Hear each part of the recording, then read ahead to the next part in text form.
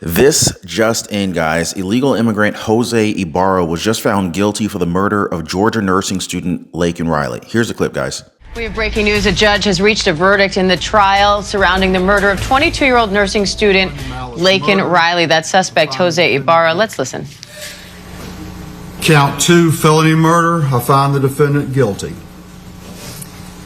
Count 3, felony murder. I find the defendant guilty.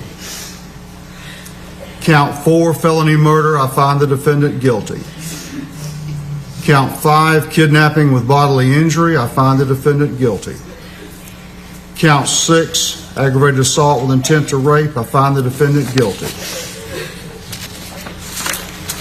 Count 7, aggravated battery. I find the defendant guilty. Count 8, obstructing or hindering a 911 call.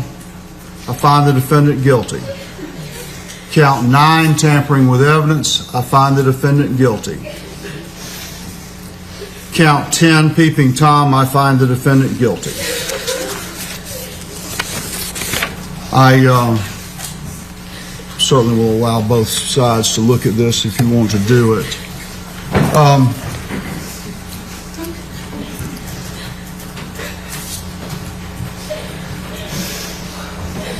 The next step is sentencing. I'm prepared to go forward with that now, or if either side suggests that you need a few minutes, an hour break or something to do that, then I'll certainly do that as well. Consider that. We have one moment. Sure.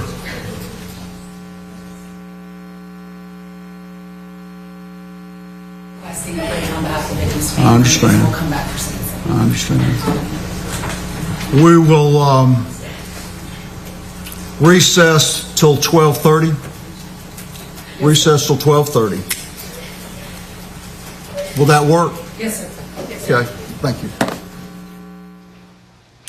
We've just watched a judge in Athens, Georgia, convict Jose Ibarra on all 10 counts in the murder of Georgia nursing student Laken Riley. You know what? I've talked to people who've been in prison, and they say that Jose Ibarra being sentenced life without parole isn't really justice being served. He gets 3 meals a day. He'll get to exercise on the yard. He'll get to buy snacks off the snack line. He'll get to fill out a store order to buy things like cigs, coffee, etc. And he also gets a place to sleep at night. He'll also get medical help when needed, and he also gets to wake up every morning, all at the American taxpayer's expense. Now, seriously, guys, a lot of critics are saying that the death penalty would have been justice served for the illegal immigrant criminal. But do you guys think Democrats care? No. In fact, they even want to protect illegal immigrants from Trump's mass deportation plan. Watch this. We begin with Ibarra's roommate testifying that Jose Ibarra was given a free ride to a fancy New York hotel in Georgia on a Biden administration-sponsored flight. He was at the Roosevelt Hotel,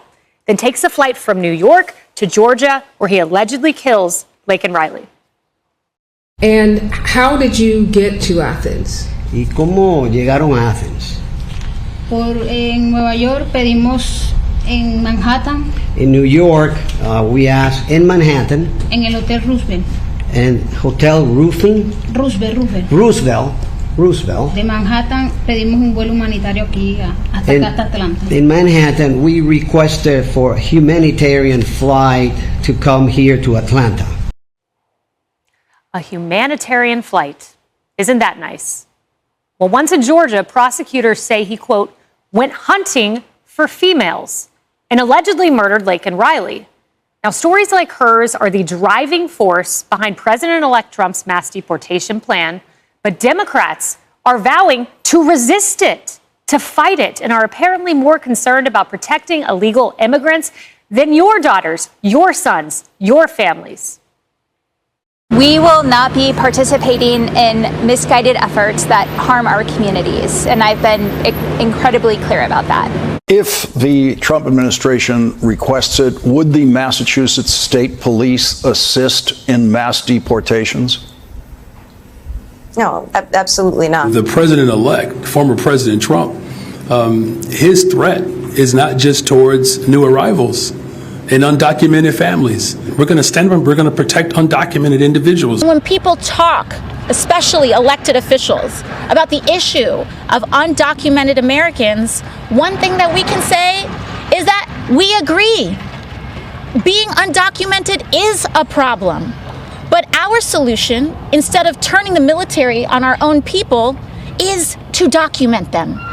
To document the undocumented. What we can do is make sure that we are doing our part to protect our residents in every possible way, that we are not cooperating with those efforts that actually threaten the safety of everyone by causing widespread fear and having large-scale economic impact.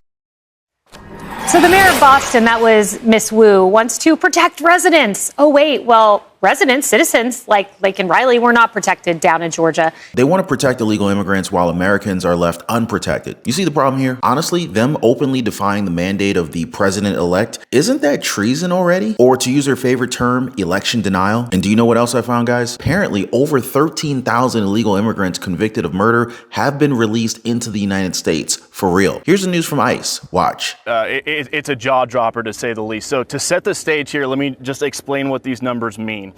ICE has something called a non-detained docket. Essentially what that is it means migrants who were encountered by DHS but are no longer in federal custody. So who's on this non-detained docket?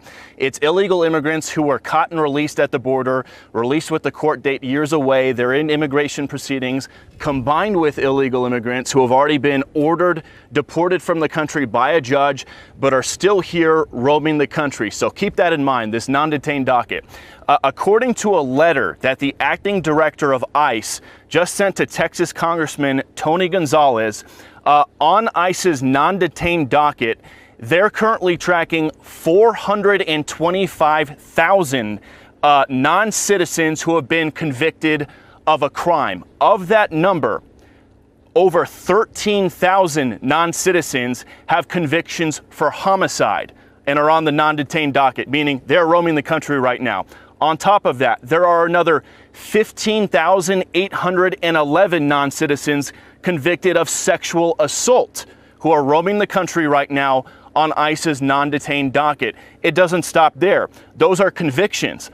The ICE director also says there are currently just under 1,900 non-citizens on the non-detained docket who have pending homicide charges who are roaming the country, and another 4,250 non-citizens who have pending sexual assault charges who are roaming the country on the non-detained docket. So people's eyes might be glazing over right now with all the numbers we just threw at you. Just to put it in a nutshell right here, what we've learned from the acting ICE director via this letter to Congressman Tony Gonzalez is right now there are over 13,000 illegal aliens convicted of homicide who are roaming the United States right now. There are another 15,811 illegal aliens roaming the country right now who have been convicted of sexual assault, and there are even more who are facing charges for homicide and charges for sexual assault. So this just goes to show, guys, the non-detained docket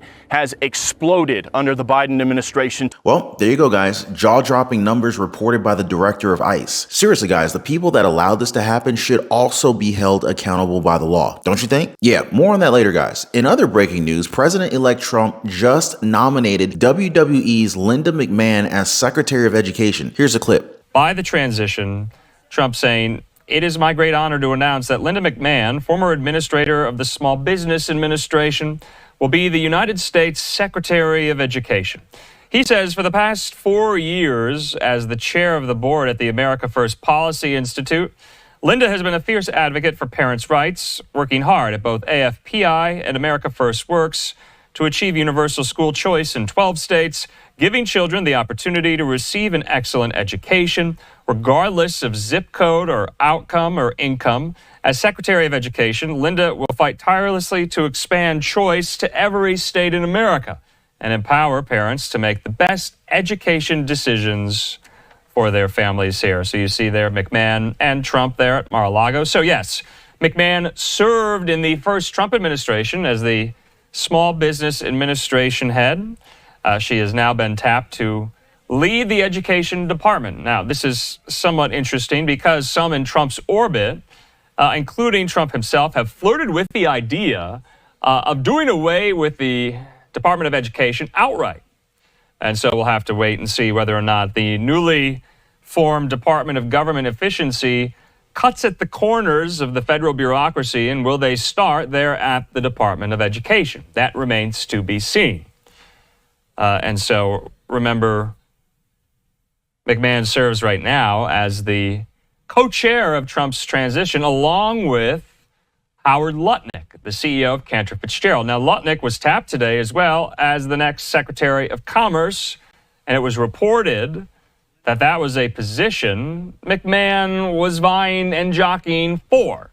And it's been reported that McMahon now gets this after losing out on commerce there. So remember, at the Education Department, key issues including school choice, including student loan debt forgiveness, including trans issues inside schools across the country. Those issues are going to be front and center to whoever leads the Department of Education, whether or not they can be confirmed by the Senate here. Linda McMahon is Trump's choice to do just that. Maybe he nominated McMahon to help shut down the Department of Education like his campaign promise. That would certainly be something to see, wouldn't it? We'll definitely get into more of that later in today's video. But first, take a look at this, guys. This is the face of a man, Brandon Somoza, an illegal immigrant from Venezuela with suspected ties to the Tren de Aragua gang, and has been arrested outside a New York City migrant shelter after allegedly breaking into a Manhattan prosecutor's apartment, pleasuring himself, and then robbing her. Let me repeat this for you guys. This illegal immigrant followed this liberal lawyer into her apartment building near the intersection of the 44th Street and 9th Avenue around 2 a.m. on Sunday. Once inside, he demanded cash and stole credit cards and a cell phone from her purse. Then he allegedly performed a lewd act in front of the female and then ran away. The lewd act was him allegedly pleasuring himself in the hallway before he took off, only to be arrested outside the Row. And in case you guys didn't know, the Row is a former Lux hotel that the city officials turned into a migrant shelter to help house tens of thousands of illegals who flooded into the Big Apple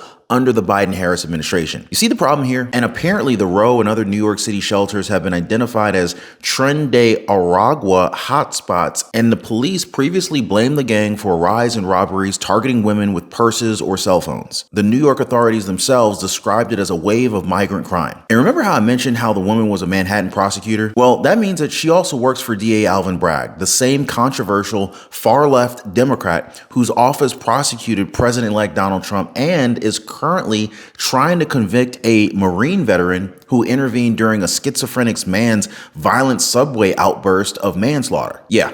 Only in America, guys. Meanwhile, Republicans like Georgia Governor Brian Kemp are making sure that Americans see justice from these migrant crimes. So Brian Kemp recently commented on the life sentence without parole served by Jose Ibarra after being convicted for murdering Laken Riley. He said that he was glad that justice was served and that it was swift and severe. Kemp also took aim at President Biden's border security actions and said that the current administration's policies are outrageous, that they've gotten people killed not only in Georgia but around the country. And that's why our people elected Donald Trump to be our president, or at least the big reason for that. That's why he says that they look forward to working with the administration like they did in their first term to secure the border and make sure that these things aren't happening in our local communities. But what do you guys think? Is life without parole too good for Jose Ibarra? Drop a quick yes or no in the comments down below. Let me know your thoughts on that, guys. And while you guys are at it, make sure you hit the subscribe button as well and give the video a thumbs up to show your support. As always, I definitely aim to give you guys the latest updates and analysis here on the channel, so your engagement definitely helps out a ton. Now, President-elect Trump also paid the tribute himself to Laken Riley and her family after the guilty conviction. On Truth Social, he called for the justice of Laken Riley and reported that the illegal who killed our beloved Laken Riley was just found guilty on all counts for his horrific crimes. He said that although the pain and heartbreak will last forever, hopefully this can help bring some peace and closure to her wonderful family who fought for justice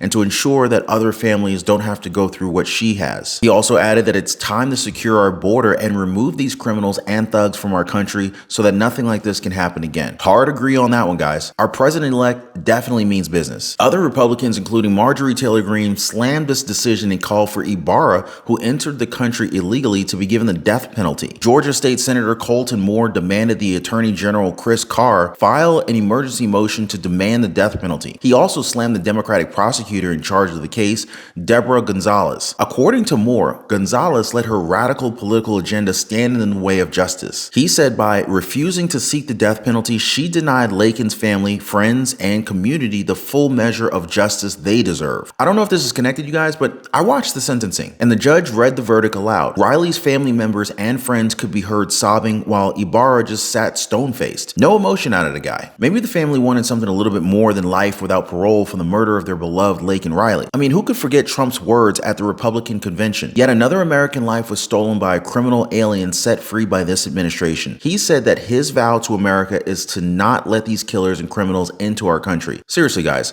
January 20th cannot come fast enough. I can't wait for President-elect Trump to be inaugurated as the 47th president of the United States and finally clean up this country. A recent addition to Trump's roster, Linda McMahon, the president-elect's pick for education secretary. Now, many of you guys may know her from the WWE. She was the chief executive of the wrestling franchise. Then she stepped down to enter politics. She ran twice for U.S. Senate seats in Connecticut, but lost in 2010 to Richard Blumenthal and in 2012 to Chris Murphy. From there, she shifted gears and focused on providing financial support to candidates. Most notably, McMahon provided $6 million to help Trump's candidacy after he secured the Republican presidential nomination in 2016. But for McMahon, teaching was really an initial career goal. McMahon served on the Connecticut Board of Education for a year back in 2009. She also spent years on the Board of Trustees for Sacred Heart University in Connecticut. And from there, what I gathered, she's expressed support for charter schools and school choice. Two things that I see President-elect Trump supporting as well. Apart from that, she's shown that she has what it takes to support the administration. In 2016, Trump chose McMahon as a leader of the Small Business Administration. The agency gives loans and disaster relief to companies and entrepreneurs, and it monitors the government officials' compliance with contract laws. When McMahon was chosen, she was even praised by Blumenthal and Murphy, the two Connecticut Democrats who defeated her in Senate campaigns. Blumenthal called her a person of serious accomplishment and ability, while Murphy said that she was a talented and experienced business person. Trump said when she left the administration that she had been a superstar, and now they're bringing her on again. And this is a big nomination, you guys. Once our president-elect takes office, McMahon's biggest task would be possibly helping him eliminate the agency that she was hired to oversee. Trump has promised in the campaign to close the Department of Education and return its powers to the states. So